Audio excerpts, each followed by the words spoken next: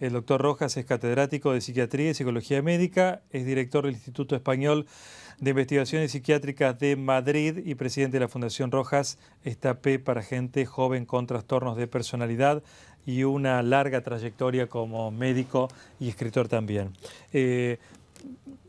Cruzando un poco las noticias, a raíz de la enfermedad de la presidenta de la Nación, usted estaba presente cuando contábamos que va a ser operada mañana, ¿no?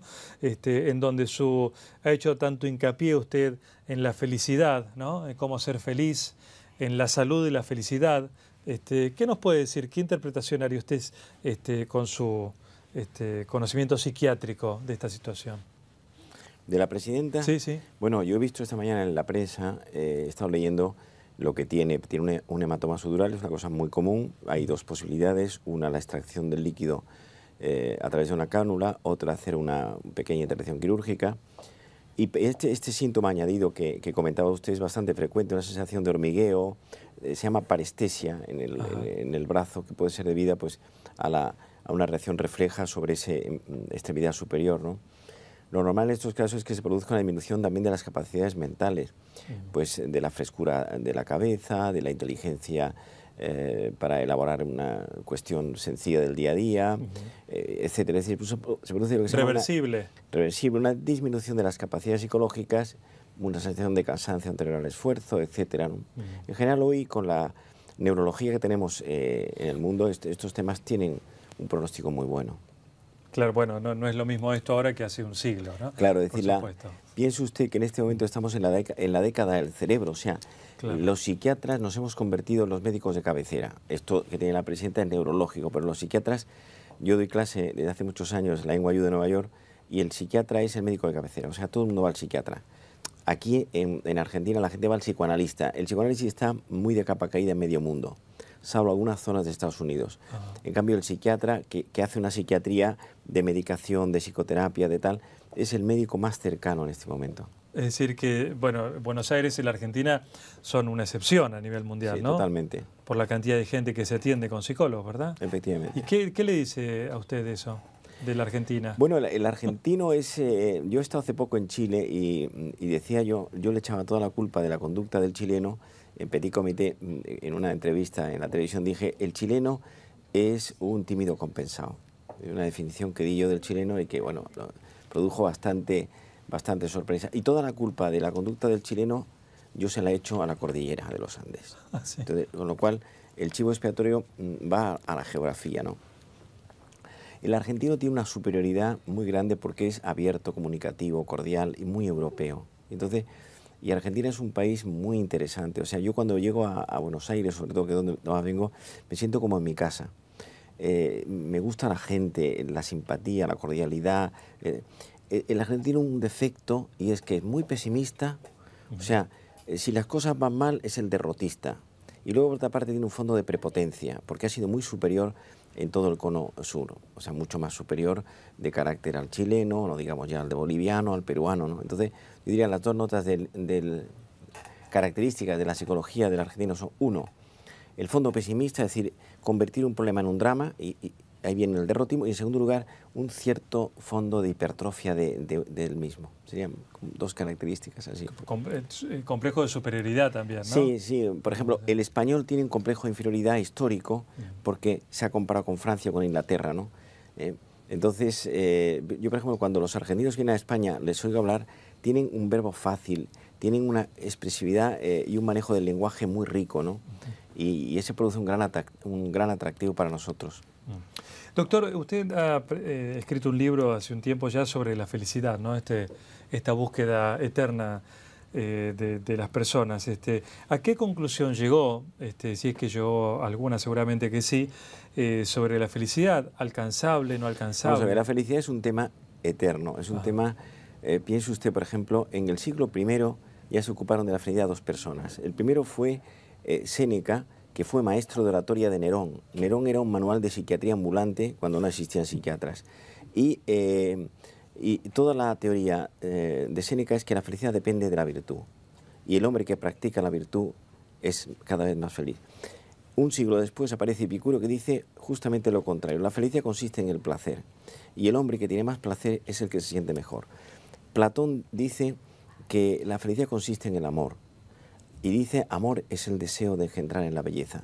Aristóteles dice que la felicidad consiste en el conocimiento. O sea, lo que se ha escrito de la felicidad, pero es especialmente... ¿Y usted qué dice? A través de del siglo XIX, durante el romanticismo, cuando más se ha exaltado este tema. Entonces, ¿qué digo yo de la felicidad? Pues digo varias cosas. Primero, la felicidad consiste en estar contento con uno mismo al comprobar dos cosas. Uno, que uno tiene una personalidad equilibrada, y en segundo lugar, que uno tiene un proyecto de vida bien trabajado, bien trazado, bien armado. La personalidad equilibrada o madura es el puente levadizo que lleva al castillo de la felicidad. Nada más y nada menos.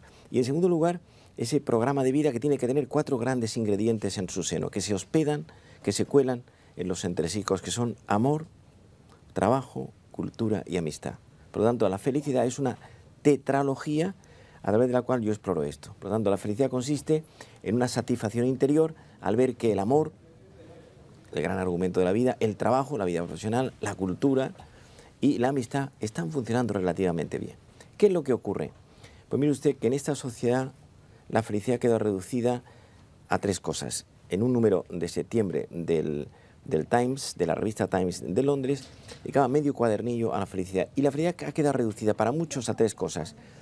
Bienestar, nivel de vida y seguridad. Es decir, hedonismo, consumo, etcétera, ¿no? ¿Y qué nos puede decir sobre la felicidad en relación al tiempo? Porque a veces uno se imagina que fue feliz en el pasado o que va a ser feliz en el futuro. Y en el presente, ¿por qué cuesta? Me gusta la pregunta. Yo suelo decir lo siguiente, los 3 éxtasis del tiempo, pasado, presente y futuro, juegan de la siguiente manera. La felicidad, en relación con el pasado, es el sufrimiento superado. Lo digo en el libro No te rindas, y me gustaría que lo enseñara usted a nuestros, que se enfocara en la cámara. Digo que la felicidad consiste, en relación con el tiempo, la felicidad consiste en tener buena salud y mala memoria. O la felicidad consiste también, diría, en la capacidad para superar las adversidades del pasado. Por lo tanto, esa es la dimensión del pasado, está absorbida y digerida en cuanto a heridas.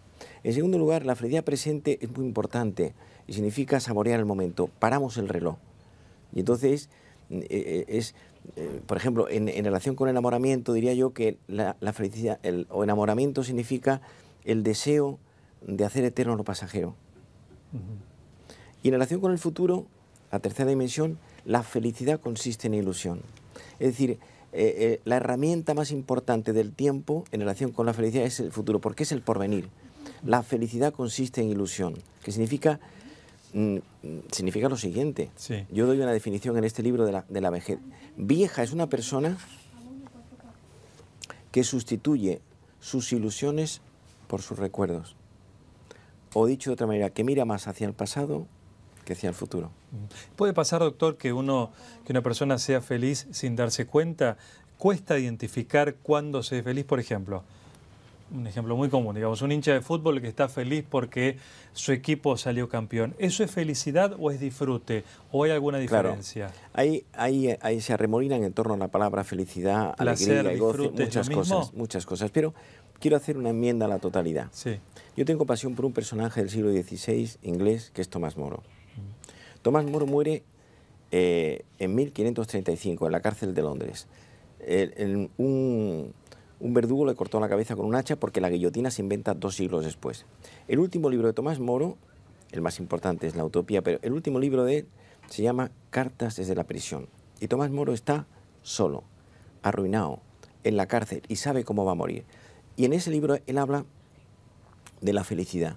Estoy feliz porque muero por mis ideales, porque yo no voy contra el rey Enrique VIII, sino contra el sistema que se ha elaborado para anular su matrimonio con Ana Molena, con las 5 mujeres que fue teniendo. Entonces, a lo que voy, la felicidad consiste en estar contento con uno mismo al hacer algo que merezca la pena con la propia vida, algo grande, cada uno según sus posibilidades.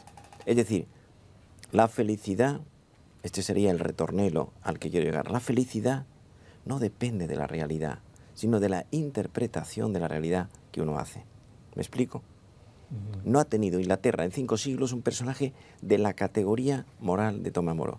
Nelson Mandela, en la revista Valores, que le hemos traído aquí, aparece Nelson Mandela, 28 años en la cárcel de Robben. Sí. Los últimos escritos de él, Nelson Mandela estuvo con 3 personajes, 2 personas más en la cárcel, Tambo y Sisulu, y él. Y en un país de negros mandaban los blancos, pero mandaban de forma terriblemente negativa, estaban marginados. Y él luchó contra eso. Bueno, pues en unos escritos suyos, cuando llevaba ya 24 o 25 años en la cárcel, él habla de la felicidad colectiva del pueblo sudafricano. La felicidad no depende de la realidad. Es decir, insistiría en esto, que cada uno piense qué puedo hacer yo por mi vida, hacer una pequeña obra de arte. No es lo mismo vivir en Corrientes que en Misiones, en Sudáfrica, que vivir en Madrid, pero es una exploración personal. A ver cómo yo saco el máximo rendimiento de estos 4 grandes ingredientes a los que me he referido. El amor, piense usted, en este momento hay una epidemia de desamor en el mundo monumental. Venía hablando con la gente de valores de esta revista en el coche hasta aquí. Desamor. La primera epidemia mundial en este momento en los países libres son las rupturas conyugales. El trabajo. Italia y España tienen un 20 y tanto % de paro laboral. 2 países básicos en Europa. Amor, trabajo, cultura. En este momento la cultura ha caído porque la gente no lee. No puede leer porque hay que estar en Internet, en Facebook, en Twenty, en el móvil, en el celular. Y muy poca gente. Y finalmente la amistad. Los amigos. Ahí sí está la muy amistad, bien. Bueno, la amistad, hay una enfermedad nueva, puedo llamarle de alguna manera, que se llama la entronización del individualismo. En una familia donde hay 4 personas, las 4 están viendo un programa distinto en la televisión, en distintos espacios. La amistad, dice Don Quijote en Las hojas de Camacho, una frase que me viene ahora a la cabeza, dice: amigo que no da y cuchillo que no corta, aunque se pierda no importa. La amistad es uno de los platos fuertes de la vida. Y entonces, ¿qué significa la amistad? Pues significa algo grande y algo hermoso, es la familia espiritual. ¿Usted tiene hermanos? Sí. A usted le han venido impuestos los hermanos por la genética. Los amigos no. Los amigos usted los elige. Entonces, una nota a pie de página. En relación con la amistad. La amistad se hace de confidencias y se deshace con indiscreciones. Es decir, la capacidad para guardar silencio de la intimidad de los demás es categoría personal. Yo soy psiquiatra y tengo secreto profesional, claro, como tal. Pero en la vida de la amistad, ¿qué categoría, qué bueno indica que una persona que sabe cosas íntimas, negativas de otro, no las saca adelante? Enrique, un placer escucharlo. Seguiríamos, pero bueno, tenemos que dar paso a otras informaciones. Muchísimas gracias. Encantado. Que tenga buena estadía aquí con nosotros en Argentina. Muchísimas gracias. Enseguida estamos con Pablo Wende, no se vayan.